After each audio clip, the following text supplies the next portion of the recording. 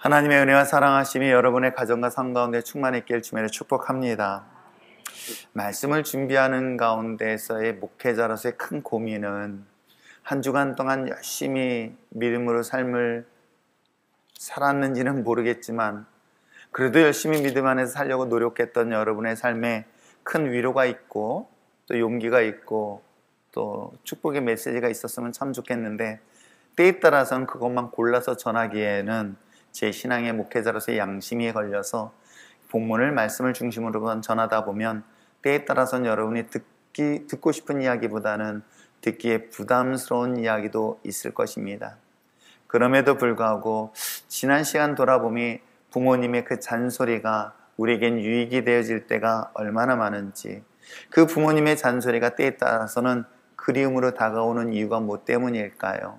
그것이 아마 사랑 때문은 아닐까 생각해 보면서 오늘도 주신 메시지를 통해서 하나님이 깊고 놀라운 그런 은혜의 사랑을 누리며 나갈 수 있는 저와 여러분 되시길 부탁드립니다.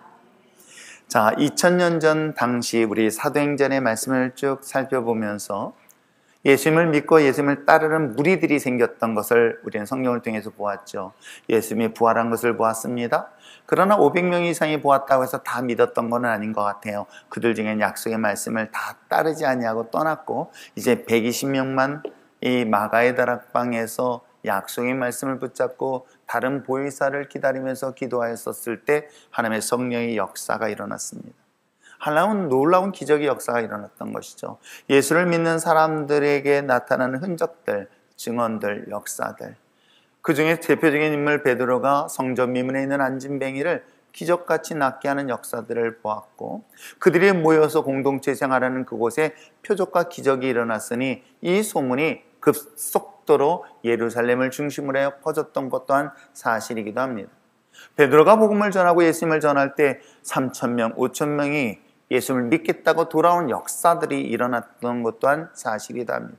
이런 급격한 기독교, 즉 예수 그리스도를 믿는 사람들의 숫자가 급격하게 성장할 때에 이 상황 속에서 예루살렘에는 어떤 일이 일어났을까? 바로 기독교에 대한 대대적인 핍박, 박해가 시작되었던 것이죠. 예수를 믿는 사람들에 대한 핍박과 박해가 예루살렘을 중심으로 해서 확산되어지고 있으니 그 대표적인 사건이 스데반 집사의 죽음의 사건이기도 합니다. 이러한 것들을 경험했던 초기에 예수를 믿는 그리스도인들, 예수 믿는 사람들에게 있어서는 두려움이었기에 본의 아니게 예루살렘에서 도망치게 됩니다. 예루살렘에서 머물던 그들이 주변으로 흩어지기 시작했습니다. 그래서 오늘 성경에 기록되어 있는 것처럼 베니게, 구브로, 그리고 안디옥이라는 곳에 이르기까지 예수 믿는 그리스도인들이 흩어졌던 것 또한 사실이기도 합니다. 자, 본인의 의사와 상관없이 예수를 믿는 것 때문에 핍박이 왔습니다. 어려움을 당했습니다. 고난을 만났습니다. 그 고난과 핍박 속에서 본인들이 머물던 예루살렘에 흩어졌고, 그것이 오늘 성경에 기록된 베니게, 그 베니게는 페니키아라는 곳입니다. 오늘 성경에 기록되어 있는 구브로는 키프러스라는 그런 나라이기도 합니다. 그리고 안디옥이라는 곳까지 이르게 되었죠. 그런데 그 흩어졌던 당시 예수를 믿는 사람들은 무엇을 했을까? 예루살렘을 떠나서 저 안디옥이라는 지역까지 흩어졌던 그들이 가는 곳곳마다 예수님을 전했던 거예요. 복음을 전했던 것입니다. 예수님을 전하고 복음을 전했더니 그곳에서도 예루살렘에서 중심으로 일어났던 그런 표적과 기적과 역사와 능력이 급속도로 확산되었던 것 또한 사실이기도 합니다. 그래서 오늘 성경의 본문에 기록된 20절, 21절의 말씀에 보니 그 중에 구브로와 구레네 몇 사람이 안독에 이르러 헬라인에게도 말하여 주 예수를 전파하니 주의 손이 그들과 함께하며 수많은 사람들이 예수를 믿고 주님 앞에 돌아왔다라고 기록할 정도로 이 안디옥 쪽에 급격한 기독교의 성장이 있었던 것 또한 사실이기도 합니다.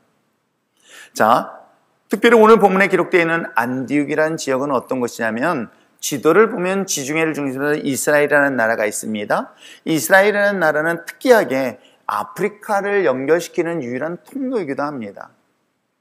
해상으로 가지 않는 이상 육지로 이동할 때는 반드시 예루살렘을 통과를 해야 됩니다. 예루살렘을 통과할 때 통과한 그 지역이 아프리카로 연결되어집니다. 그런데 북쪽에는 이쪽 지역은 어떤 얘기냐면 오른쪽에는 아시아요, 왼쪽은 유럽으로 연결되어진 것이에요. 그렇기 때문에 이 이스라엘이라는 나라는 아시아, 아프리카, 또한 유럽 이 3개의 대륙을 연결시키는 아주 중요한 통로와 같은 역할을 했던 것 또한 사실이기도 합니다.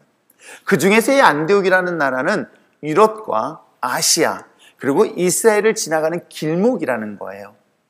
이런 길목의 자리에 차지하고 있었던 안디옥이다 보니 자연스럽게 교통이 중심이 될 수밖에 없었던 것이죠. 교통이 중심이 발달되어지면서 동시에 무역 또한 급속도로 성장하고 발달되었던 지역 중에 하나가 바로 안디옥이라는 곳이기도 합니다. 다양한 다국적 사람들이 오가고 머물고 그곳에서 상권이 형성되다 보니 단순히 다국적 사람들만 모였던 것은 아닙니다. 그들이 가지고 있는 다양한 종교 또한 이 안디옥 지역에 특별히 확산되어지고 있던 것 또한 사실이기도 합니다. 그러면 또 한편으로는 아주 보수적인 종교 하나만 갖고 있는 지역에 타 종교가 들어오면 아마 굉장히 큰 어려움을 만날 수 있었을 것입니다.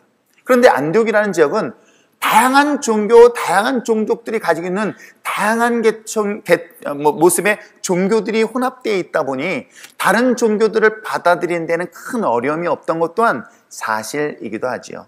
그런 지역적, 문화적 그런 특성을 갖고 있는 안디옥에 예수 그리스도를 믿는 사람들이 모였고 그것에서 예수님의 복음을 전하기 시작했을 때 그곳에서 놀라운 일들이 일어났으니 어떤 일이 일어날까요? 바로 신흥종교라고 하는 이 기독교, 바로 예수 그리스도를 따르는 그 무리들이 전한 복음이 급속도로 성장하여서 많은 사람들이 모이기 시작했습니다. 자, 이 소식을 누가 들었을까요? 예루살렘에 남아있었던 소위 말한 지도자들, 급에 해당되어지는 사도들이 듣게 되었고 보고를 듣게 되었습니다. 자, 그 상황을 듣고 나서 드디어 이 예루살렘에 그럼 그곳에 사람을 보내야 되겠다. 왜냐하면 당시 안디옥에는 특정한 누가 가서 전도했던 것이 아니라 예수 믿는 사람들이 흩어졌던 거예요. 그래서 그곳에서 예수님을 전하였고 예수님을 전할 때 놀라운 부흥의 역사가 일어나는 것을 보고 마침내 예루살렘 교회에서는 그곳에 믿을 만한 신실한 한 사람을 파송시키고 보냈으니 그게 바로 오늘 성경에 등장하는 바나바라는 인물이기도 합니다. 자, 바나바를 안디옥에 파송시킨 목적은 23절에 기록되어 있죠. 자, 23절 말씀을 한번 읽어볼까요? 읽겠습니다. 시작. 그가 이르러 하나님의 은혜를 보고 기뻐하여 모든 사람에게 굳건한 마음으로 주와 함께 머물러 있으라 권하니. 이 얘기는 뭐냐면 이제 예루살렘 교회에서 안디옥에 있는 교회의 모습들을 보면서 급성장하고 있는 것을 보고 기뻐하였습니다. 이게 하나님의 은혜였음을 고백하면서 기뻐하였던 것이죠. 그래서 이 바나바를 보내면서 그곳에 있던 사람들에게 어떤 신앙을 갖게 했냐면 어떤 핍박과, 여러분 그렇잖아요. 교회가 막 부흥하고 성장하니까 그들은 기뻤는데 예루살렘 교회도 그와 같은 상황이 이르렀을 때 핍박을 만나고 어려움을 만납니다. 고난을 만나게 되어지죠. 우리 신앙도 마찬가지 아닐까요? 우리가 믿음 안에서 은혜가 충만할 때는 그 어떤 풍랑도 이겨낼 것 같은데 막상 어려움의 문제를 만납니다. 고난의 문제를 만납니다. 그러다 보면 우리의 믿음과 신앙이 흔들릴까요? 요동치기 시작하는 것처럼 이 안디옥에도 그럴 가능성이 있기에 바나바를 보내서 어떻게 해요? 믿음이 흔들리지 않으려 굳건하게 잡아줄 수 있도록 하나님의 말씀을 가르치는 지도자를 보낸 것이 오늘 본문 내용이기도 합니다. 하나님을 정말 흔들림 없는 굳건한 마음으로 의지하고 바라보고 신뢰할 수 있도록 권하기 위하여 보냈던 바나바. 그는 뭐라고 성경을 소개하고 있냐면 24절에 착한 사람이고 성령과 믿음이 충만한 사람이라고 그를 소개하고 있습니다. 그는 혼자만이 사역을 했던 것이 아니라 당시 우리 앞부분에 지난 시간 보았던 것처럼 사울이라는, 즉 예수를 믿는 사람들을 핍박했다가 예수를 만났던 이 사울이라는 인물을 초대합니다. 그래서 함께 복음을 전하고 1년 동안 안디옥의 교회가 튼튼하게 세우는 역할을 하게 되어지죠. 자, 이런 가운데에서 비로소 예수님을 따랐던 많은 사람들, 그들을 제자라 부르면서 뭐라고 성경에서 서초 얘기하냐? 오늘 성경의 맨 마지막에 이렇게 하고 있습니다. 26절 끝부분에 비로소 그들을 뭐라고? 그리스도인이라고 호칭하게 된 거예요. 자, 그렇다면 오늘 이 시간, 오늘 이 주일 설교 속에서 그리스도인에 대해서 한 번쯤은 깊이 고민하는 시간 되어지길 바랍니다. 저는 지난 시간 우리 목회자들 모임 속에서 목사란 무엇일까? 그리고 그 목사에 따른 나는 누구일까? 이 두 가지 질문을 가지고 깊이 고민하면서 그 말씀들을 서로 나누는 시간을 가졌던 것이죠. 그렇다면 오늘 우리는 I'm Christian, 나는 그리스도인으로서 나는 진짜 그리스도인인가? 내가 그리스도인에 대한 진짜의 모습은 무엇일까? 특별히 사도행전은 말씀을 계속 드리는 것처럼 하나님의 나라가 임한 거예요. 천국이 임한 거예요. 천국을 경험한 사람들인 거예요. 그 천국이 경험한 사람들, 그들을 세상 사람들은 고린도 교인들이 뭐라고 불렀냐면 거룩한 무리라여 성도라고 불러요. 그렇다면 그들은 거룩하게 구별된 사람인 거예요. 세상 사람들과 구별된 사람인 거예요. 믿지 않는 사람과 믿는 사람이 구별돼야 되는 것이겠죠. 교회를 나오는 사람과 교회에 나오지 않는 사람에게 차이가 나야 되겠죠. 이것이 표시가 나지 않냐고 세상 사람과 별반 차이 없다면 그를 어떻게 성도라고 부르며 어떻게 그를 그리스도인이라고 부를 수 있을까? 그래서 저는 오늘 이 시간 말씀을 보면서 우리가 함께 진지하게 고민해야 될 것은 나는 진짜 그리스도인인가? 나는 정말 그리스도인이라서 그래도 세상 사람과 확실하게 야 그리스도인은 정말 달라 라고 우리가 사람들로부터 인정을 받고 있는가라는 그 질문에 여러분들이 한 번쯤은 깊이 생각해보는 시간 되어지기를 부탁드립니다. 이미 하나님의 나라를 통해서 예수님을 통하여 구원받은 믿음의 자녀라고 한다면, 예수님을 통하여 구원받은 믿음의 백성이라고 한다면, 예수님을 통하여 천국에 대한 확신을 가진 자라고 한다면 분명히 달라야 되지는 않을까요? 왜 오늘날 세상 사람들로 하여금 기독교인들이 기독교인에 대한 유혹을 얻게 되어지고 모욕을 당하는 이유가 뭐 때문일까요? 달라야 되고 달라야 되는 것을 기대하고 있는 세상 사람들이 다르지 아니할 모습을 보면서 우리는 분노하고 불평하고 원망하고 있는 것은 아닐까요? 그렇다면 여러분이 지금 이 자리에 앉아 있습니다.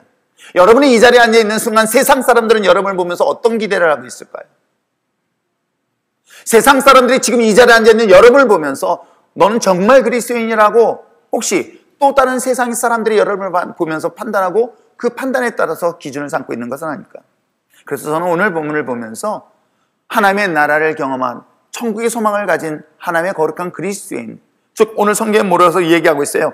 안디옥에서 사람들인 거예요. 사람들이 이야기를 하고 있는 거예요. 그들을 뭐라고 얘기했다? 그리스도인이라고 불렀다고 하는 것처럼 비로소 구분된 그리스도인이라고 불렸던 그 이름이 오늘 세상 속에 있지 않냐고 예배 나온 저와 여러분 가운데 이 이름의 호칭에 합당한 삶을 살아낼 수 있는 저와 여러분 되시길 부탁드립니다.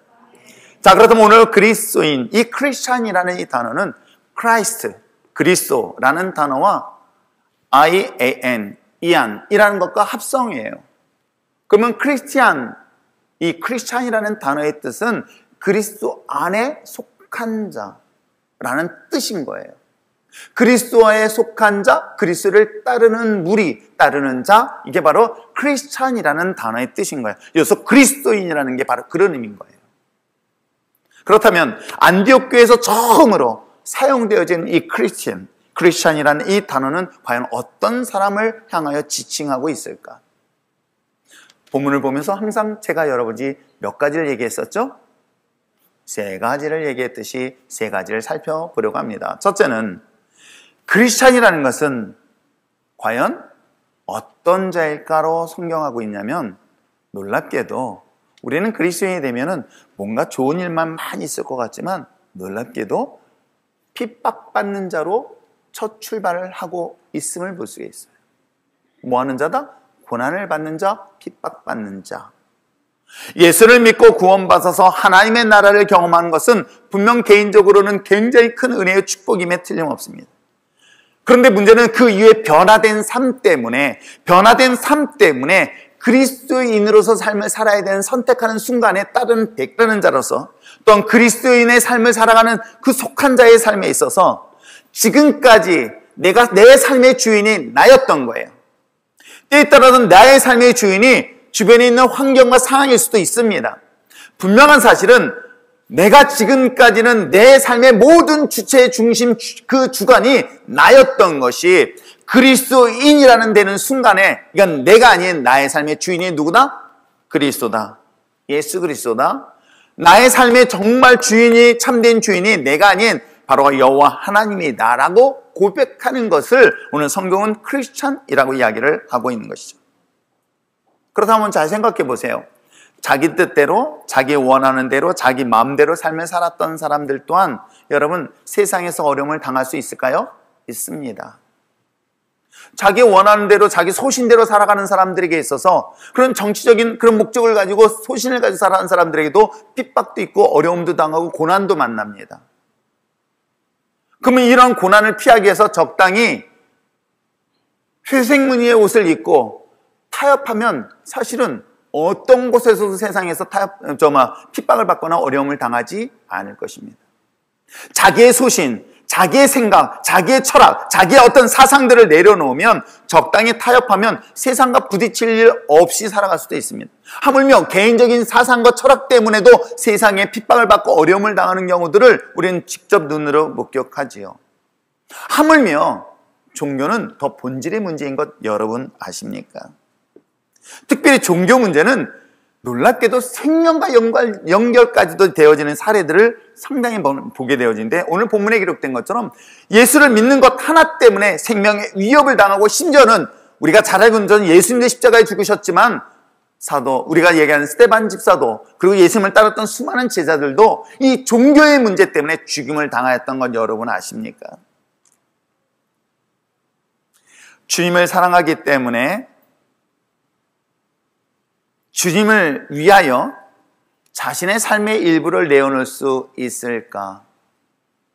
정말 주님을 사랑하기 때문에 그 주님의 은혜에 감사해서 하나님의 나라를 경험한 그리스도인으로서 내 삶의 모든 부분들을 주님 앞에 내어놓을 수 있을까? 이걸 좀 더 높게 본다면 주님의 피값을 세운 교회를 위하여 물질이든 자신의 재능이든 자신의 삶을 하나님 앞에 드릴 수 있을까? 라는 질문을 한번 여러분 스스로에게 던져보시기 바랍니다. 교회와 주님을 우리는 오늘날 이용의 대상으로 삼을 수는 있을 거예요. 그러나 희생의 대상으로 삼지 않는 것이 미안하지만 오늘 우리들의 모습은 아닐까요? 그러게 교회에서 나에게 무슨 유익을 주는 것인가 라는 것에 대한 고민을 할지는 몰라도 내가 교회를 위하여 어떤 것을 희생하며 어떤 걸 헌신하며 어떤 걸 포기할 것인가에 대한 진지한 고민을 하지 않는 것 또한 오늘 이 시대의 모습 아닐까요? 자, 한번 우리 19절의 말씀으로 한번 접근해 보시길 바랍니다. 자, 19절 읽겠습니다. 시작. 흩어진 자들이 베니게와 고르보와 안디옥까지 이르러 유대인에게만 말씀을 전하는데 그들은 뭐 때문에? 스데반 집사 일 때문에 핍박을 받았다고 그랬어요. 그럼 스데반 집사가 했던 일이 뭐예요? 복음을 전했던 거예요. 예수를 전했던 것뿐이에요. 그 예수를 전하는 것 때문에 그는 핍박을 받았고 심지어는 죽음까지 당했던 것. 이것 때문에 그들은 그 땅에서 흩어지기 시작했습니다. 그 지역을 떠났던 것입니다. 그런데 그 위에 그들은 뭐라고 얘기하고 있습니까? 뭐 때문에 자신의 마을, 자신의 고향을 떠났습니까? 복음을 전하는 것 때문에 떠났습니다. 그런데도 불구하고 놀랍게도 끝부분에 뭐라고 얘기하고 있습니까? 그들에게 말씀을 전하였다라고 성경은 기록하고 있는 거예요. 복음을 전하다 스데반 집사의 죽음 이후에 더 강력한 핍박이 예루살렘 중심으로 일어났었을 때에 여기서의 고민은 내가 적당히 타협할 것인가? 그럼에도 불구하고 내가 믿음대로 나의 은혜대로 나의 그리스도인답게 복음을 전할 것인가? 이 두 가지 기로에 섰을 때 여기서 적당히 타협하고 여기서 적당히 포기하면 더 이상 핍박받을 일은 없을 것입니다. 복음 전하는 것 때문에 핍박받았는데 그걸 포기하면 쉬워요. 교회를 다니는 것 때문에 핍박을 받는다면 교회를 안 가면 쉬워요. 예수 믿는 것 때문에 핍박을 받는데 예수를 안 믿으면 더 이상 핍박을 받지 않을 것입니다. 이것이 어찌 보면 합리화도 될 수 있고 타협도 될 수 있는데 이런 적당한 타협은 내가 굳이 예수님 때문에 이 신앙 때문에 그런 어려움을 당할 일 없을 수도 있습니다. 그런데 진짜 믿음으로 산다는 건 뭘까? 진짜 그리스도인이 된다는 게 뭘까? 핍박을 받는 걸 뻔히 알면서도 그 핍박 때문에 고난을 당하고 고통을 당하는 걸 알면서도 여전히 그 주어진 사명인 복음을 전하는 것을 포기할 수 없었던 당시의 모습들. 한 번쯤은 주목해 보시기를 바랍니다.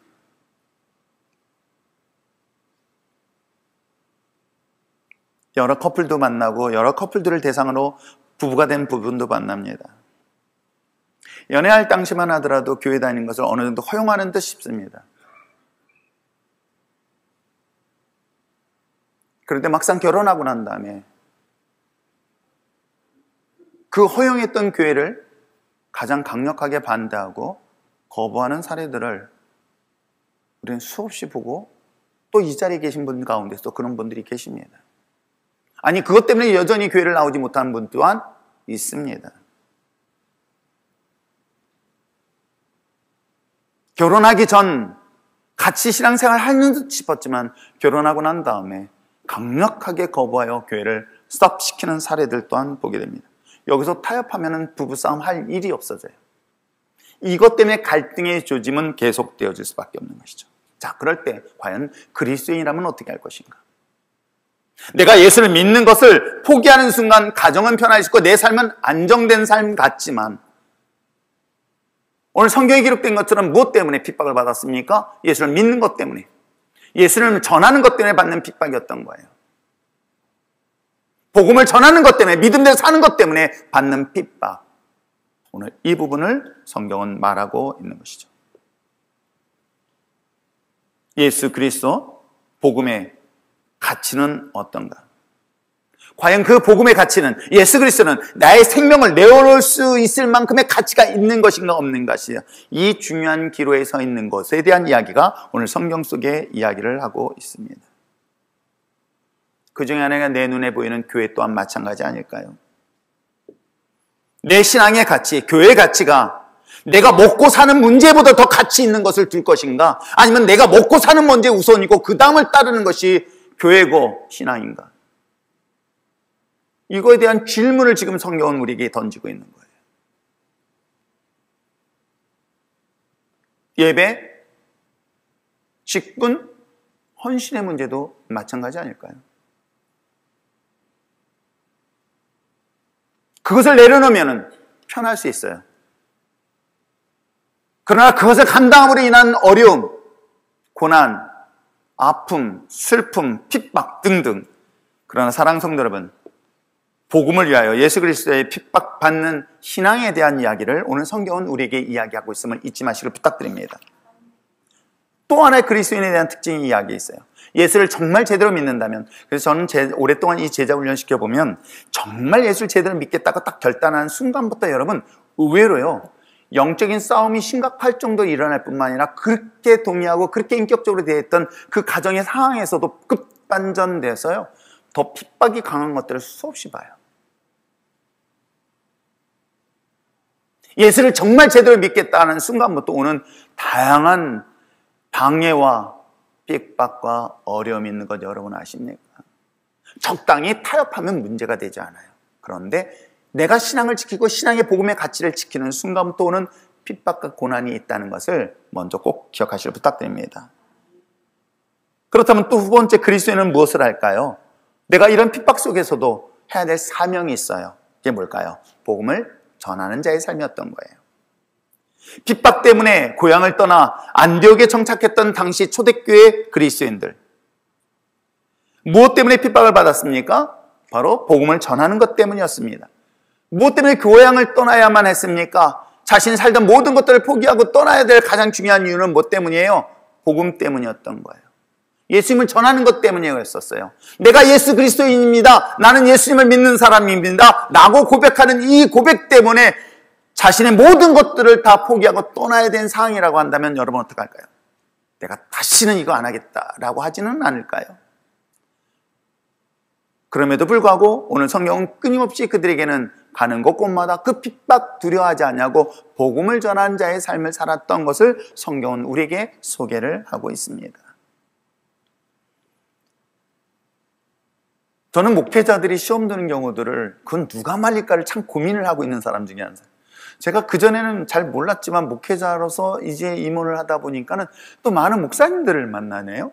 목사님들을 만나다 보니까 쥐들이 시험 들어서 노예를 떠나겠다고. 그럼 내가 이제 그런 얘기를 해요. 혹시 성도들이 목사님 시험 들어가지고 교회 떠나겠다면 어떻게 하실 거예요? 라고 물어봐요. 아, 이겨내라고 그래야지. 근데 왜 당신은 본인은 정작 자기는 더러워서 나간대. 성도도 그럴 수 있다. 여러분, 목회자 시험 드는 건 이거 어떻게 누가 말릴지 모르겠어요. 그건 하나님만이 말릴 수 있을지는 잘 모르겠어요. 그러면서도 저희 마음속에는 한편은 씁쓸함이 다가와요.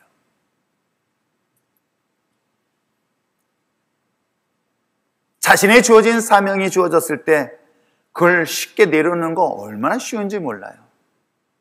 그러나 정말 구원받은 믿음의 자들, 하나님 나라를 경험한 자들이라고 한다면 내 생명의 다는 날까지 주어진 사명을 가지고 살아가는 것이 합당한 자의 삶의 모습은 아닐까요? 우리는 진짜와 가짜가 혼동되어지는 시대를 살고 있습니다. 어느 것이 진짜고 어느 게 가짜인지를 잘 모르고 살아가고 있는 것 또한 사실이기도 합니다. 그래서 저는 저희 집사람한테 항상 명품백을 사다 줘요. 한 15,000원짜리. 이제는 좀 가격이 올라서 지금 3만 원 한다고 합니다. 이러면 안 되는데.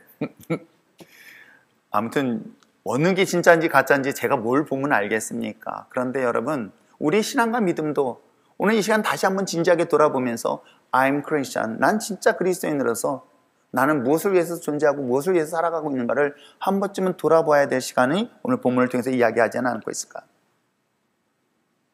진짜 그리스도는 시험 때문에 자기가 자리를 이동하는 것이 아니라 사명 때문에 자리를 이동하는 것이 맞지는 않을까요? 리얼 크리스천, 예수 그리스도를 통하여 구원받고 하나님 나라를 경험한 사람들은 그에 주어진 사명이 있습니다.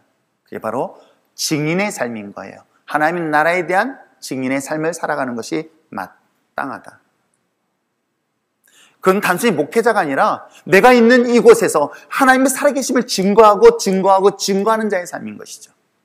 저희도 직장생활 해왔고 직장 안에서 거듭난 이후의 복음의 증인이 얼마나 중요하다는 걸 저는 경험했기 때문에 내가 속해 있는 곳이 세상에는 세상 속에 타협되어진 곳이 거룩함으로 변화되어진 걸 저는 보았기 때문에 저랑 같이 성경 공부했던 어느 집사님이 공무원이었어요. 이분은 특별히 이 세관 쪽에 중요한 자리에 앉았어. 근데 그 전에 몰랐는데 이분이 예수 믿고 신실한 신앙이 되니까 이게 너무 유혹이 심한 거야. 이 자리에 있으니까 막 수시로 돈도 벌 수 있고 막 그런 유혹이 오는 거야. 괴로워하는 거예요. 그래서 제가 그 자리 끝까지 지켜서 그런 타협을 물리치라고. 근데 어느 날 자리를 바꿨어요. 속상해서 제가 혼났어요. 하나님 믿는 자녀들이 부패하고 썩어져가는 곳에 소금과 빛의 역할을 감당하러 우리를 보내신 존재라는 것 여러분 아십니까? 이게 진짜 크리스찬으로서의 삶의 사명은 아닐까요?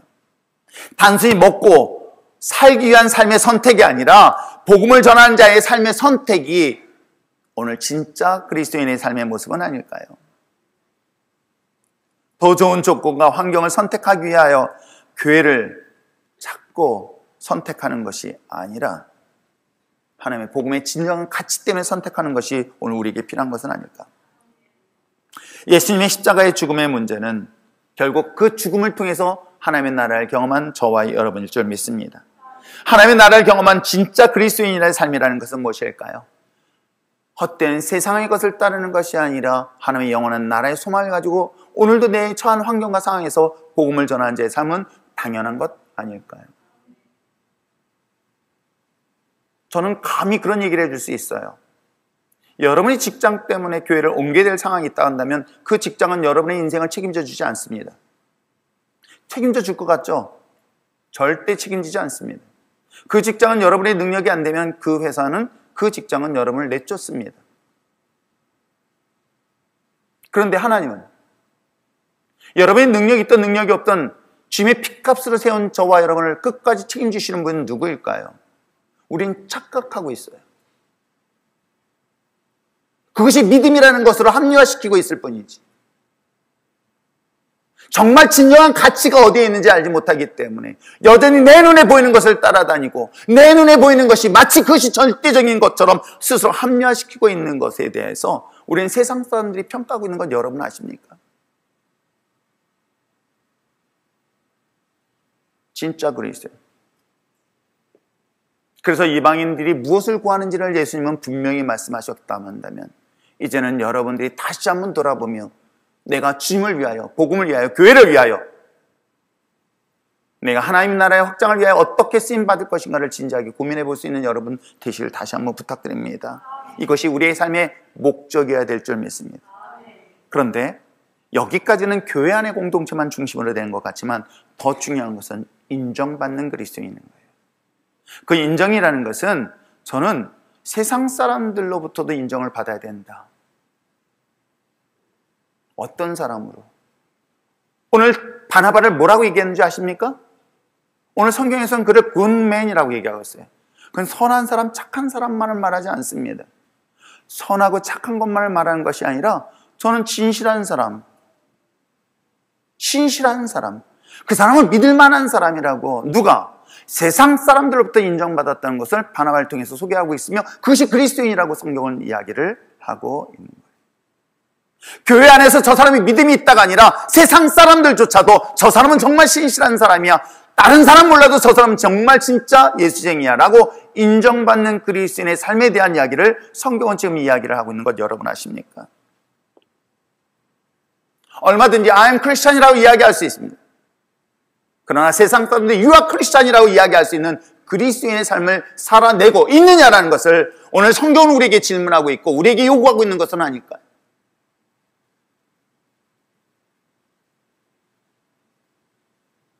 단순히 교회 착한 오빠를 말하는 것이 아닙니다. 세상을 주도해 나갈 수 있는 리더십을 가진 그리스도인들,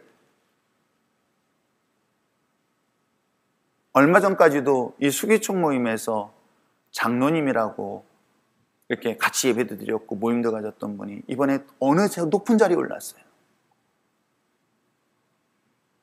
왜 나에겐 그런 기회가 없을까? 라고 잠깐 생각했어요. 정직하게 정의와 공의를 외칠 수 있는 권력과 그 높은 자리에 있는 양당을 회의를 주관하는 그 자리에 있는 위치에 있는 사람이 정말 나는 그리스도인으로서 진정한 그리스도인으로서 하나님의 뜻에 합당한 정직을 세상 사람들에 보이면 얼마나 좋을까, 이런 생각을 잠시 해봤습니다.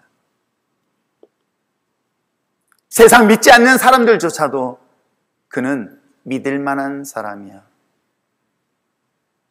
세상 믿지 않는 사람들조차도 저 사람은 정말 그리스도인이야 라고 오늘 성경은 인정하고 있는 것이 맨 마지막 26절 아닐까요? 자, 26절 말씀을 다시 한번 큰 소리로 읽어보시길 바랍니다. 시작. 만남에 안디옥에 데리고 다시 큰 소리로 시작. 만남에 안디옥에 데리고 와서 둘이 교회에 1년간 모여 있어 큰 무리를 가르쳤고 제자들이 안디옥에서 비로소 그리스도인이라 일컬음을 받게 되었다. 여기서 이야기하고 있는 안디옥에서 사람들로 하여금 사람들이 여기서는 그 공동체 안에 있는 자기들끼리 부르는 소리가 아니었었어. 다른 사람들이 안디옥에 있는 많은 사람들이 그들을 뭐라고 얘기했다? 크리스찬이라고 얘기하고 있는 거예요. 그리스도인이라고 이야기하고 있는 거예요. 왜?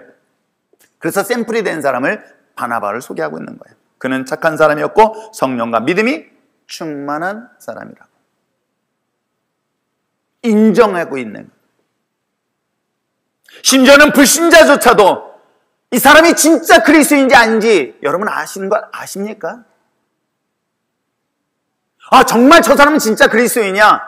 아니야! 라고 세상 사람들까지도 분별하는 것 여러분 아세요? 제 그룹에서 저 멘토였던 부장님이었어요. 그리스도인들이 가장 큰 고민이 뭐냐면 회식 문화예요. 그래도 전국 CCC 대표의 순장까지 하셨던 분인데 이 문제는 부장이 돼서도 끊임없이 공략하고 공략의 대상이 됐어요. 그룹 내에서 이 사람은 어떻게든지 술 마시는 것이 마치 회식의 목적처럼 느껴졌는데도 그분은 끝까지 회식 자리에 빠지지 않아요. 어느 날 상무님이 얘를 꼭 이기겠다고 아마 임원들끼리 내기를 한 것 같아요. 그리고 회식 자리에서 공식적으로 부장을 불렀어. 박 부장 일로 와봐. 그래서 명색이 이 높은 자리인 내가 사람들이 많은 보는 앞에서 주는 술이니 받을 수 있겠냐고. 그러면서 양주잔을 하나 준 거야. 그랬더니 양주잔 내려놓고 맥주잔을 딱 갖다 놨어요. 놀랬지. 야, 드디어 얘를 이길 수 있겠다라는 생각을 가지고 그 비싼 양주를 맥주잔에 딱 부었어요. 사람들이 다 주목하고 있을 때 그분 어떻게 했는지 아세요? 그걸 머리에다 부었어요. 어떻게 평소에 존경하신 분의 귀한 술을 더러운 입으로 마시겠습니까? 저는 온몸으로 마시겠습니다. 순간 회식이 아니라 바로 파토날 정도로 숙연해지면서 나중에 그 사모님 뭐라 하냐, 예수는 채처럼 믿어야 된다고. 한 사람의 그리스도인들이 세상과 적당히 타협한다면은 여러분 미안하지만 믿지 않는 사람들 쟤도 그런다더라 하면서 욕을 해요. 목사인 저희가 동문 모임 가면은 가끔 이렇게 동문 모임에 뭐 하겠어요? 그러면 그래요. 저한테 야, 이 목사 그래도 오랜만에 만난 우리 친구인데 그래도 한 잔은 받아야 되지 않겠니? 그러면서 뭐라고 해야 하는지 아세요? 옛날 아는 친구는 장로인데도 한 잔 하더라. 아세요? 세상 사람들도 예수 믿는 사람은 분명 세상과 달라야 된다는 그런 기대감을 갖고 있기 때문에 그 기대감이 깨짐으로 인하여 분노하고 미워하는 것 여러분 아십니까? 정말 여러분의 크리스찬, I'm 크리스찬이라 You are 크리스찬이라는 세상 사람부터 인정과 칭찬을 받는 그리스도인으로서 나는 정말 하나님의 진짜 그리스도인의 삶을 살아가고 있는가에 대한 질문을 오늘 성경은 계속 이야기를 하고 있어요. 그러기에 오늘 성경에 성령과 믿음으로 충만한 그리스도인 목사인 제가 정말 여러분 한 사람 한 사람 바라보면서 기대하는 게 이거예요. 그 어떤 시험과 어떤 어려움이 있어도 그걸 믿음으로 이겨내고 극복하고, 그래서 믿음으로 인정받는 것들을 보면서 목사는 보람을 느끼고 기쁨을 느끼는 건 여러분 아십니까? 여러분의 믿음의 신앙이 어제보다 오늘보다 내일이 더 성장되어질 때 오는 그 보람과 기쁨을 여러분 느끼는 것 여러분 아십니까? 목사를 기쁘게 하는 것? 주님이 기뻐하는 게 뭐라고 그랬습니까? 그 믿음을 통해서. 목사인 저도 마찬가지인 거예요. 세상의 많은 것들을 포기하고 내려놓고 주님을 의지할 수 있는 그런 신앙들, 내가 세상에 적당히 타협하는 것이 아니라 세상을 거슬러 올라갈 수 있는 그런 무모한 그리스도인들이 세상의 역사를 바꾸고 있다는 것 여러분 아십니까? 시대를 바꿀 수 있다는 것 여러분 아십니까? 창의적인 것은 무엇인지 아십니까? 한 번도 하지 않은 것들을 바꾸는 거예요. 그건 누구만이 할 수 있었다? 하나님의 역사가 그랬던 거예요. 거긴 진정한 리얼 크리스찬들이 있다면 저는 얼마든지 세상의 역사는 바꿀 수 있다 확신하고 있는 사람 중에 한 사람이에요. 그건 숫자하고 상관없습니다. 단 한 사람의 그리스도인을 통하여 역사를 바꾸는 것들을 수없이 보았고 그것이 증명되어지고 있는 건 여러분 아십니까? 0.1%도 안 됐던 당시 로마의 가장 강력한 나라의 기독교인들은 불과 정말 아주 낮고 천한 신분이었었지만 그 천하고 낮은 신분의 사람들이 로마를 기독교로 바꿨던 건 여러분 아십니까? 대한민국이 산 증거 아닐까요? 대한민국 볼 게 뭐가 있을까요? 가진 게 무엇이 있습니까? 이런 나라의 이 민족에 복음이 들어왔고 그 복음의 증거들이 사실은 오늘날 한국의 역사를 증명하고 있는데 어느덧 한국교회가 배부르기 시작했습니다. 아니 우리 그리스도인들이 배부르기 시작했던 것이죠. 이제는 모든 것들이 내가 중심이 되었던 것 또한 사실이기도 합니다. 그래서 이제는 더 이상 기독교가 아니라 개독교라는 소리까지 듣게 되어진 지경에 여전히 하나님은 그루터기 같은 그리스도인을 찾고 있는 것 여러분 아십니까? 학교에서, 직장에서, 사업장에서, 내가 일하는 현장에서 사람들로부터 저 사람은 정말 그리스도인이라고 인정받는 저와 여러분이 될 때 목사로서는 큰 기쁨이 그곳에서 얻게 될 줄 믿습니다. 사도행전 하나님의 나라, 천국의 소개를 하고 있습니다. 그 천국을 소유한 그리스도인이라고 한다면 이제는 내가 해야 될 것이 있으니 복음을 위하여 그 어떤 핍박, 어떤 대가를 지불하더라도 이걸 감당할 수 있는 믿음의 거룩한 자녀가 될 줄 믿습니다. 말이 아니라 삶을 통하여 하나님의 거룩한 빛을 발할 수 있는 여러분 됐으면 참 좋겠어요. 부패되어지고 모순되어지고 생산되지 않냐고 척박한 그 땅에 단 한 명의 그리스도인으로 인하여 그 땅을 기름진 땅으로 바꾸고 부정과 부패가 거룩한 땅으로 삼을 수 있는 것 또한 저는 그리스도인 한 사람이면 충분하다고 저는 믿어요. 그것이 전 여러분이 되기를 저는 소망합니다. 그러기 위해서 오늘 성경에 기록된 것처럼 성령과 충만한 그런 믿음의 사람으로서 사람들한테 인정받기 위하여 오늘도 여전히 말씀 앞에 기도 앞에 설 수 있는 여러분 됐으면 참 좋겠습니다. I am Christian 아닌 You are real Christian. 사람들로부터 이런 인정과 칭찬받는 그리스도인 되어서 하나님의 거룩한 나라가 확장되어질 것을 기대하면서 나갈 수 있는 우리 율전의 신앙 공동체가 되시기를 주님을 축복합니다.